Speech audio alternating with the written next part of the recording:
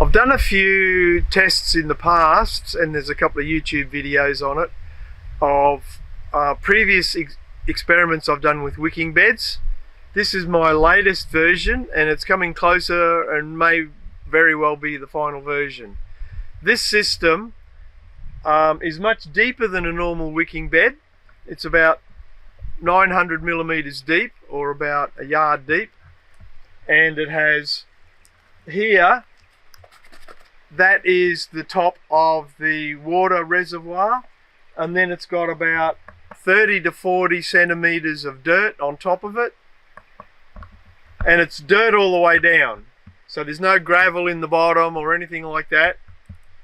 And this also has a mechanism where it can refill the reservoir due to rainfall. I have all that plastic up there, which is pond liner, and it goes in through a system that enables the water to go in and to refill the reservoir at the bottom.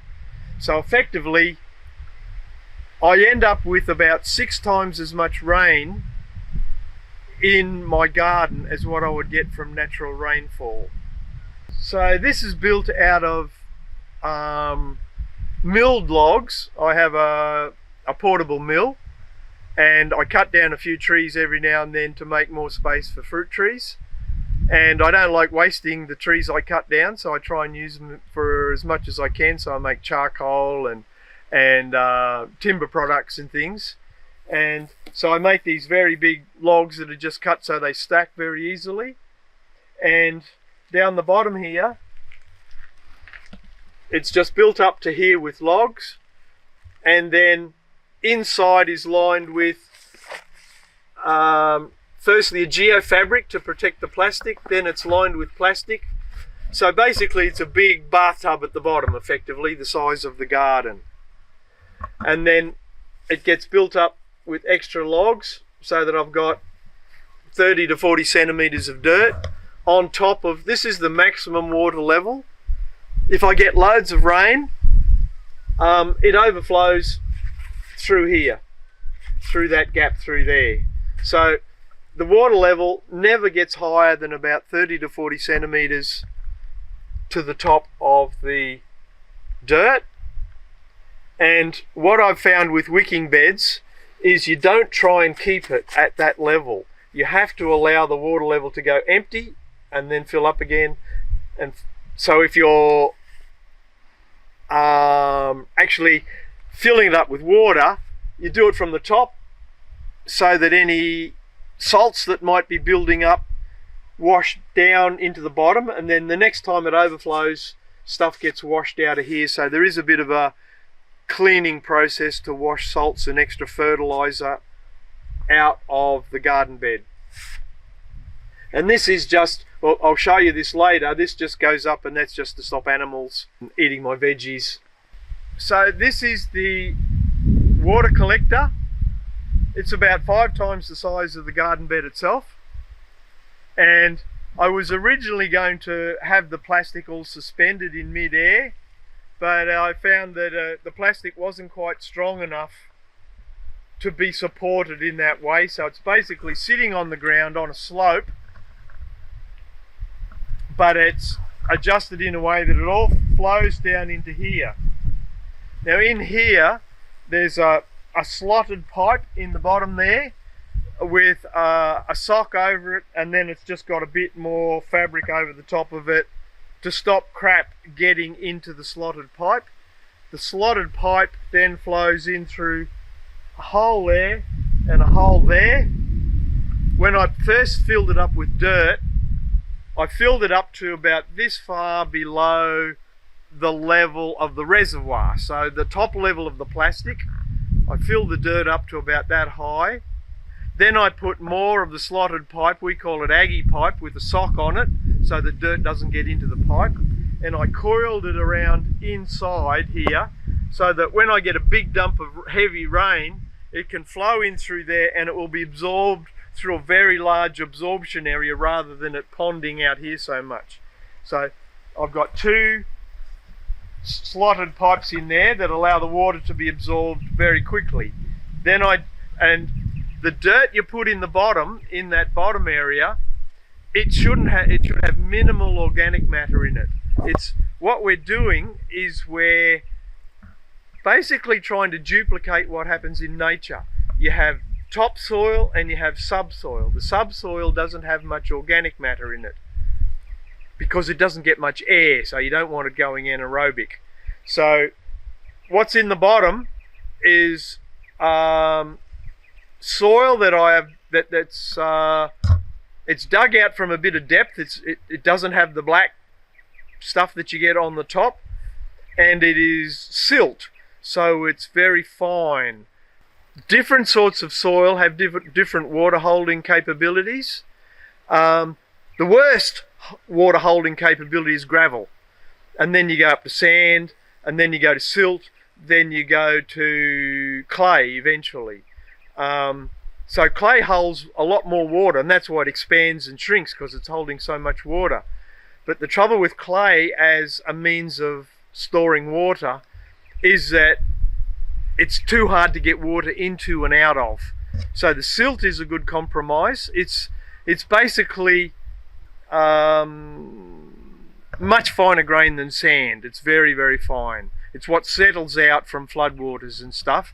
However, if you can't get that, just use subsoil that doesn't have too much clay. You don't want something that can't absorb water, but don't use sand and gravel. You want something finer than sand. So that's what fits in the bottom, and that's what doesn't get much air to it. So then you can build that up a bit more, but then the top, this much, that's your garden soil. That's that you enrich. You only need to enrich the top that much of the soil for where the plant roots are. So connecting to these sort of things can be problematic. I've experimented using various sorts of connectors available for connecting to shade cloth. Now this is the one that I found that works by far the best. It has two bits that go together and they get closed like that, and if it's just used for shade cloth, they can just penetrate in between the shade cloth and you can close it up.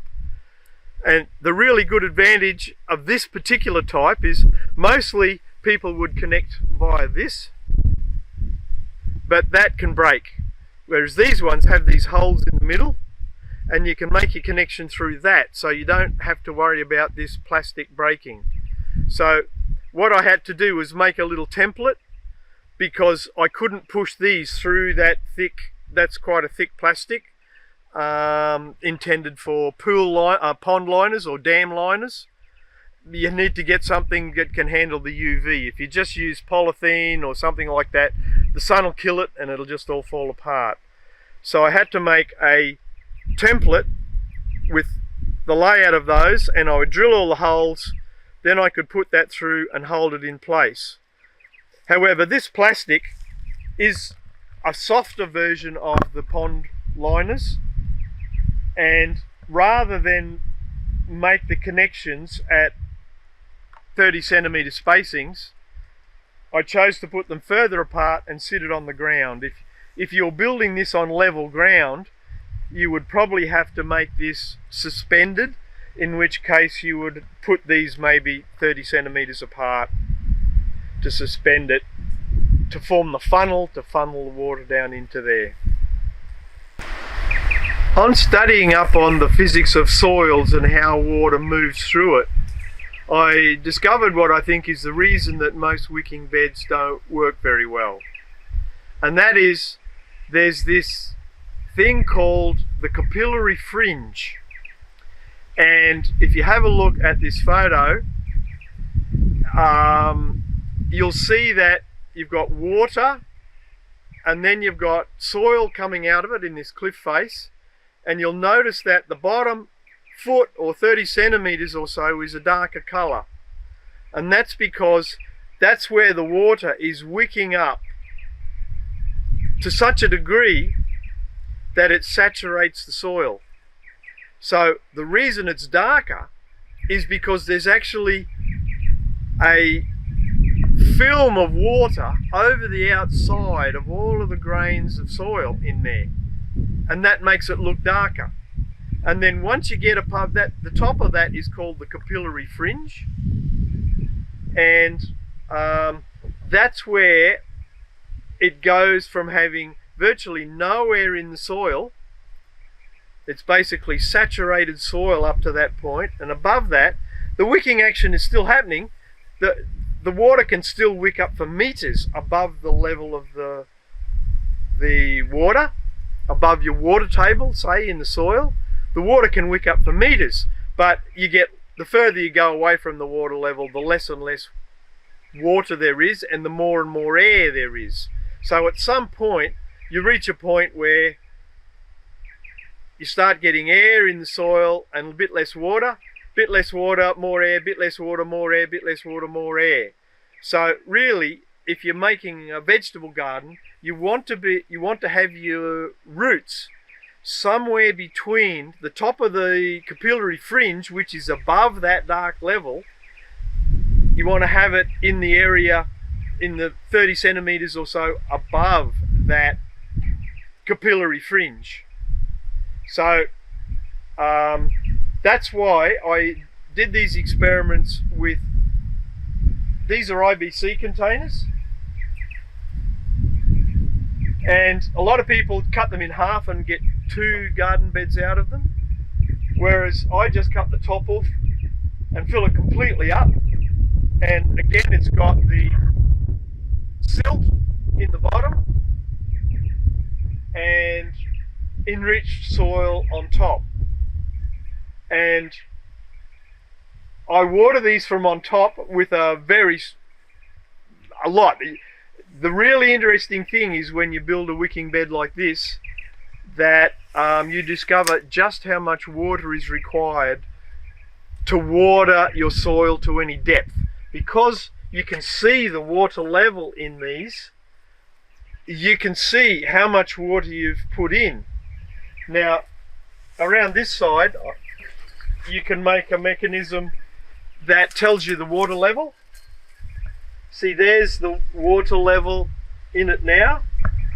Again, it's connected just to the normal connector at the bottom of a IBC container, and then I've just got a clear plastic tube going up there, and that's where it starts to overflow. So I've basically got that much dirt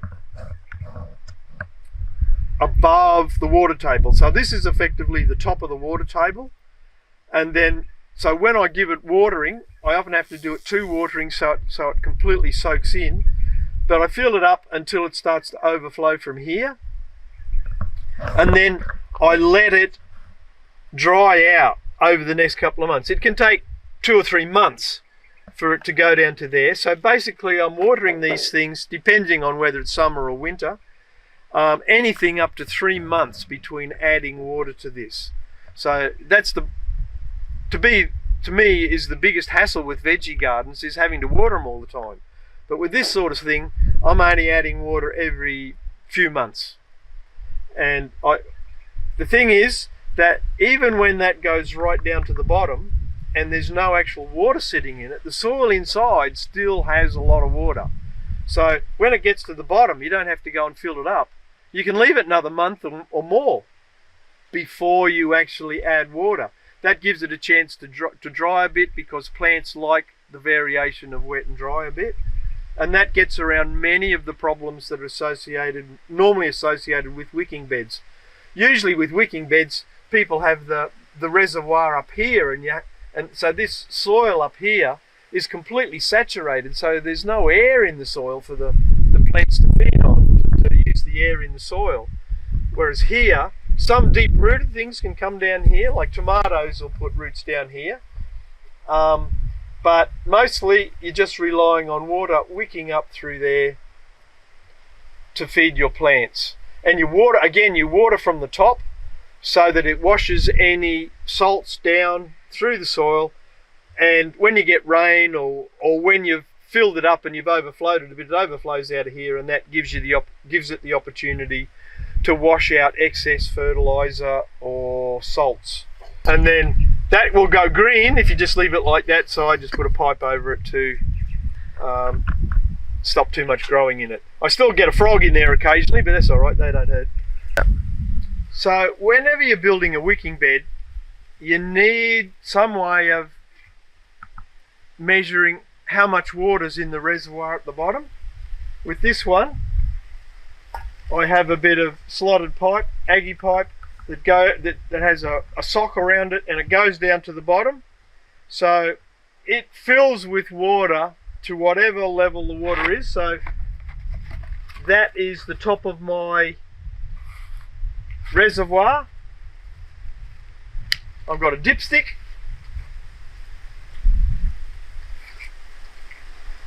And that's showing you the depth of water in my reservoir.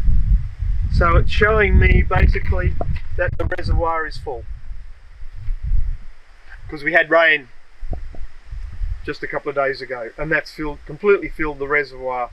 So basically we've got this much soil above the water level. So around here I have problems with wallabies. They're like a smaller version of kangaroos, eating vegetables and everything. And I also have issues with possums, which are an arboreal marsupial that loves eating vegetables and all sorts of things. So trying to keep them out, I've built this little system. Being up high like this, it tends to keep out a lot of animals. But the possums, being climbing animals, can climb up and into it. So I built this. This is just the fiberglass struts out of pop-up tents, using the same connectors for shade cloth. This is just 50% shade cloth, and that just hooks over the top.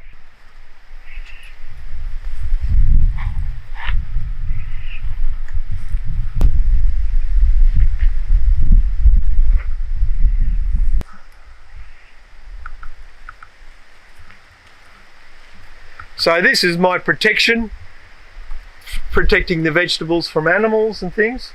The interesting thing about possums, they don't like climbing things that are too soft, because in a tree they might fall if they try and take their weight on something that's too small.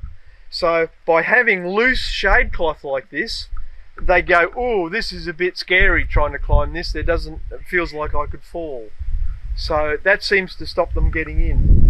I'm not 100% sure of it yet, because I haven't gone through a winter when everything gets pretty hungry. But if my veggies don't get eaten during winter, this will be proven to work very well. Now, because of the height of this garden bed, to work on it, it's a little bit high here, so I've put in a step, and it's basically concreted in a little bit. Because this is built on a bit of a slope, the whole thing is making use of the slope I have here. There's the potential for this to slide down the hill a bit. So there's just a bit of a dug a bit of a hole, put concrete in it, and that stops it sliding down the hole. So having this bit of log here, I can just step up and get full access to the garden bed. And I've just measured it so that I can reach the far side of the garden bed while leaning against that, and that I can comfortably work over here without any problems.